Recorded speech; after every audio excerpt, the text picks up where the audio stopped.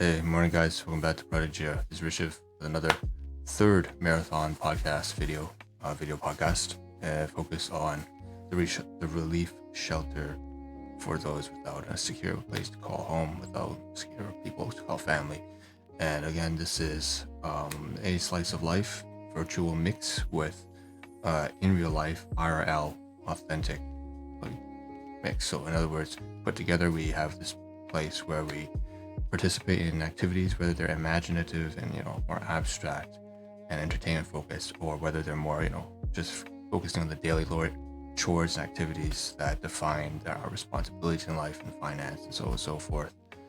Putting all that together to do something fulfilling and just having some good time together. So that's what that is. And okay, so let's just dive into the content. And I want to say that this one's going to be very physical, just like the past I think 3 have been.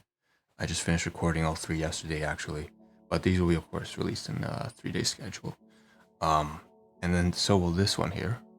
Sorry to see some dust floating up here like a little speck. Oh, the gain's still really high. Apologies for that. I'm gonna try to lower the mic and switch it back to cardioid. Forgot to do that. Okay, so I wanted to really urgently cover yesterday all of the groceries and all the purchases that we made on the side, and we didn't manage to get through all of them. I mean, we didn't get through really any of them except for the cart. The cart was just a separate topic altogether. It was like a gift, there was like a connection with volunteering at one point, and then stuff. Now I think this video we have to punch out this video, I feel, because there's actually stuff inside the cart that I need to take out. That I made purchases inside the cart, and then I have to use the cart again. So just kind of like the daily routine. Every single day now for the next coming week or two, we're going to be basically using the cart every single day to move stuff out, like small packages packaged into boxes and crates, and we'll just like shove it out and haul it over to the storage unit. Okay. We can't do that with everything, right? Not everything will fit inside the cart. So here's the cart right here.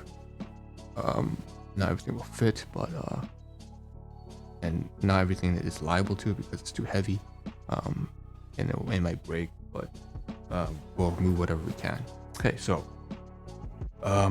first things first, let's talk about laundry. Right here, I said that I was going to finish doing the laundry and get what a way to start a video podcast. By the way, guys, we did some laundry. Okay, anyways, yeah, I know. So here's lacquer roll, and we washed it. It's ready to go now. It's done for the winter. And that's the one that had all the gadgets. Like for example, we have right here. Let me showcase the Coleman Fire waterproof matches, as well as backup security keys for the suite I have rented out.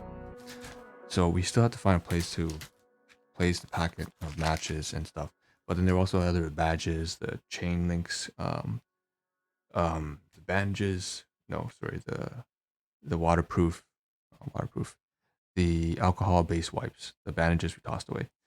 So all that stuff has been relocated onto the jack on the side, which you can barely see on that black package right there where my finger's pointing. Anyways, that's that. So we can probably just put a coat hanger in between here that was dedicated to this, and then this will be ready to be moved to the unit. Okay. Again, it's better to also have it inside a bag though, because we don't want any like insects or bugs from the warehouse getting inside, which we're going to talk about very briefly now, because that's a good segue, right? When I talked about insects inside the warehouse and little just bugs,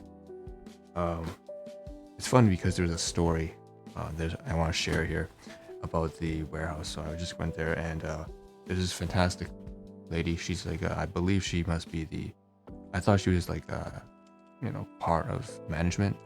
She was actually just an associate, but we met, we talked, and then again she gave me a tour, and then we opened the unit. Okay. And inside was a dead moth.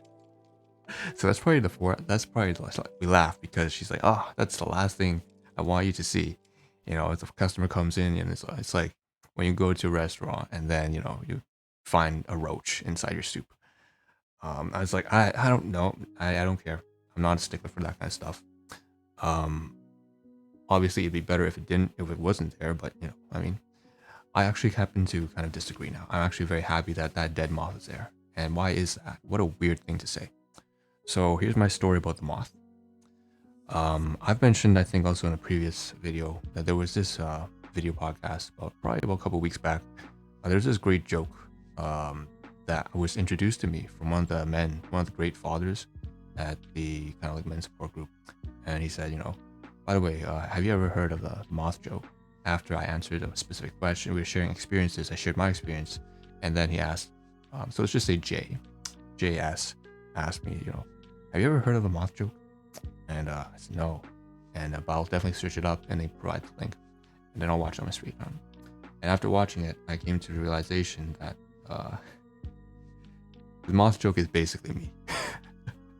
This guy who's really, really philosophical. So basically, this comedian goes on Conan, the late night show, Conan host, and he gives off this, he's asked what's going on with your life, and he goes in real deep and philosophical and whatnot. It creates all this interlinking, conceptual, dramatic connection of how the universe is tragic and somber, and you must overcome adversity with some sort of moral fable right at the end of it.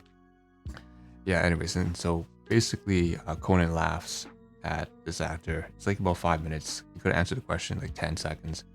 And, at the end of the day, he's telling a joke, right? He tells his joke. It is a joke.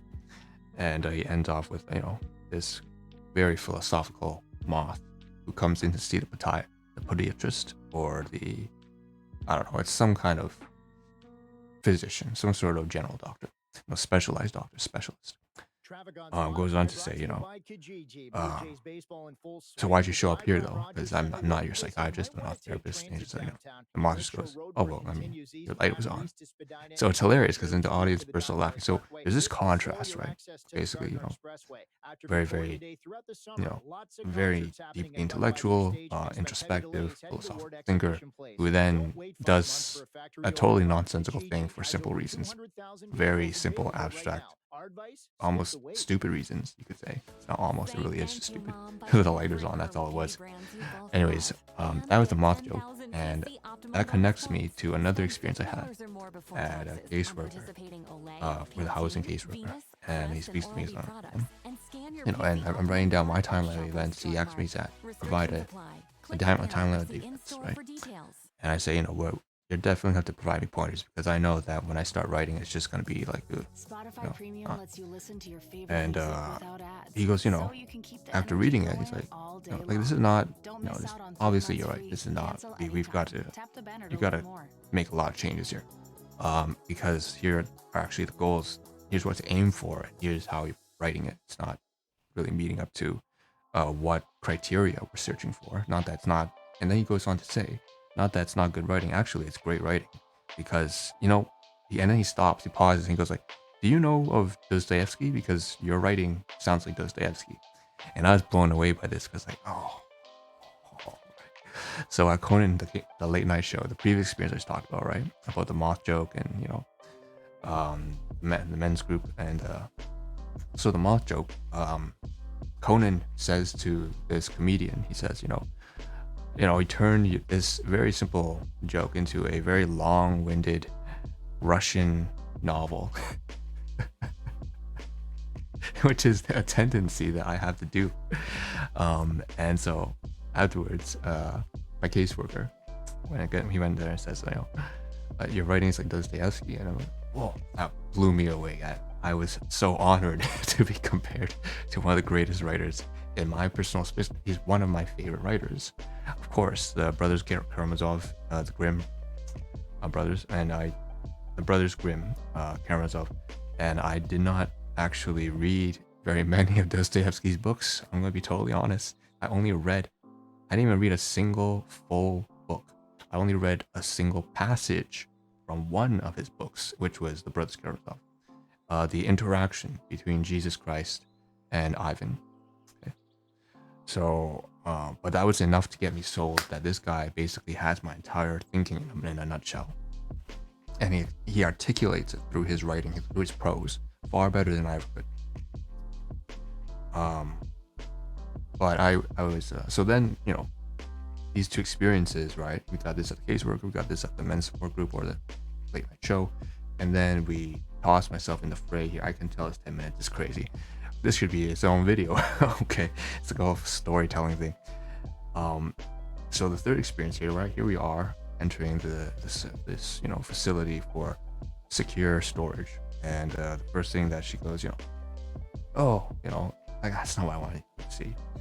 And after she left, we left together, and then the next day I came in. I was actually laughing at first as well, but for slightly different reasons, right? I saw it, it's funny because, like, customer service is weird, but also because I said, what a coincidence that would be the moth. It could have been anything. It could have been a spider, it could have been an ant, it could have been some bumblebee. I don't fucking know, man, who knows? But yeah, those six-legged large ass insects that actually drive me kind of crazy. But house centipede, it could have been anything, but it was a moth. I guess it makes sense because the steel barrier is going straight up, and then there was like we'll talk about the ceiling. And the moth just dropped in and didn't fly out, or was flying above, and then it just didn't starve to death, and then just dropped into my unit, right? So it's like, so the moth, and I came back the next day, so I immediately saw the connection. I thought, what a fucking coincidence, right? That's hilarious, and it was hilarious. And then I came in the next day, and I really thought it over, because the next day I came in and then I met the manager. And then when she saw it, right, unlike the associate who handled it, and she's just like laughing and stuff like that. She was just like grossed out by it, but she wasn't like anything.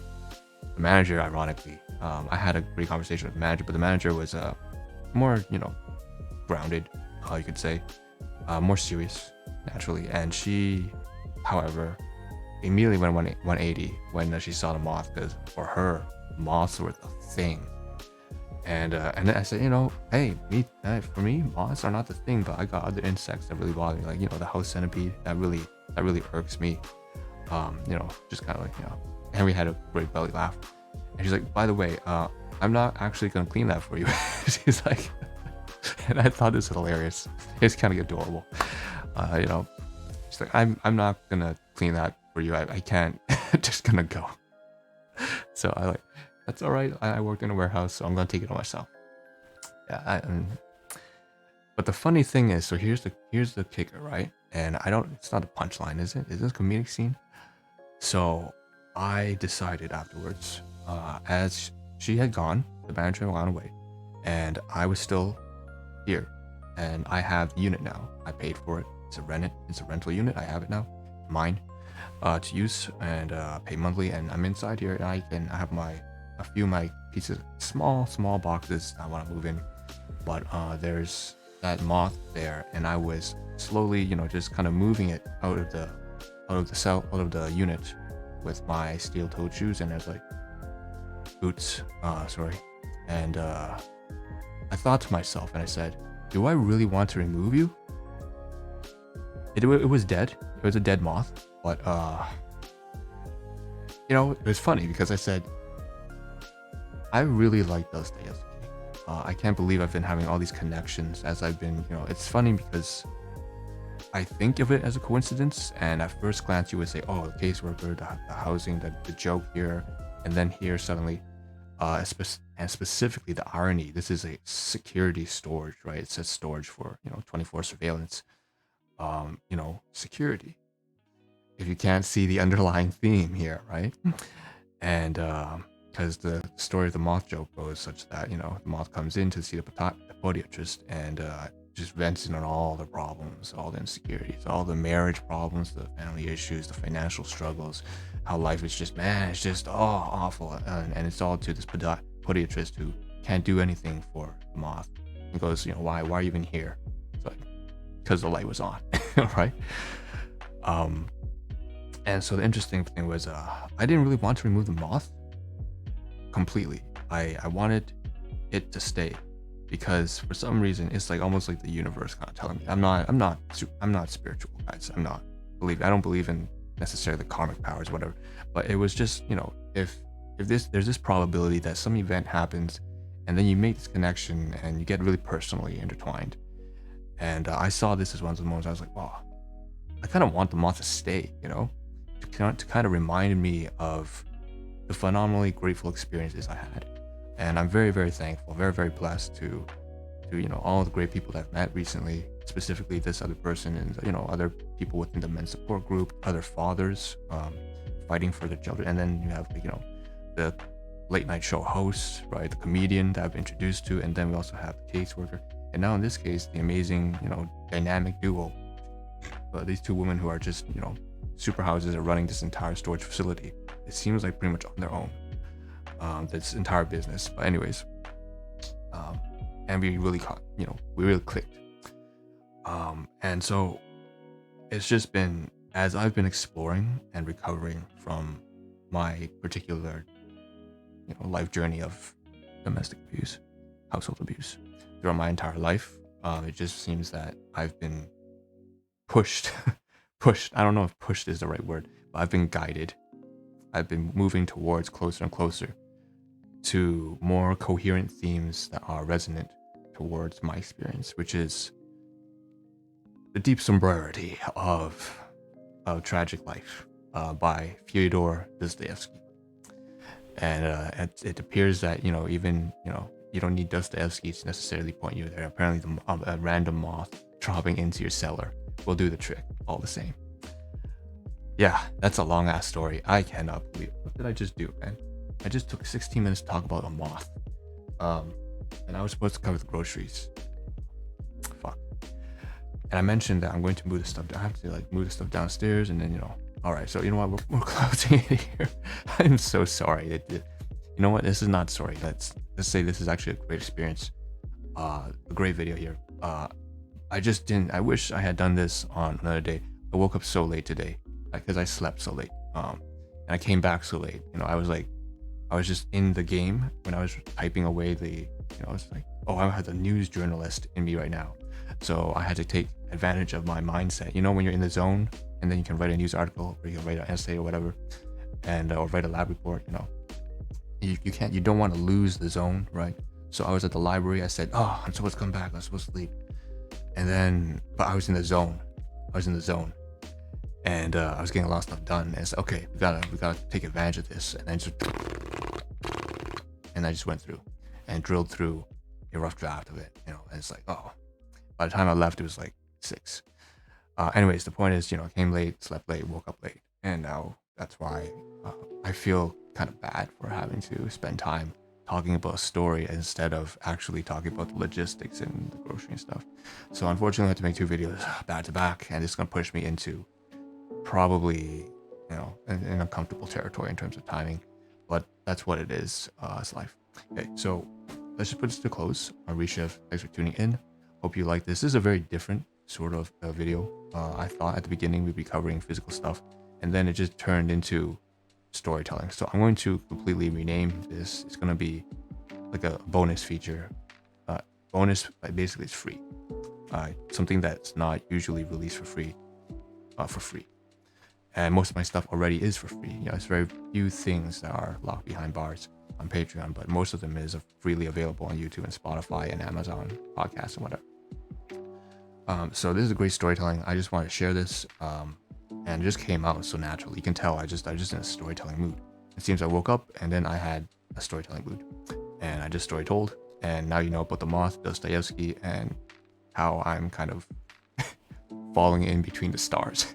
Okay, so that's it. Thanks for tuning in. I'll see you on the next one. Again, if any of this is relatable, have you ever watched? Oh yeah, for sure, man. Please, if you guys leave in comments in the sections and, you know, chime in, man. Do you like Conan?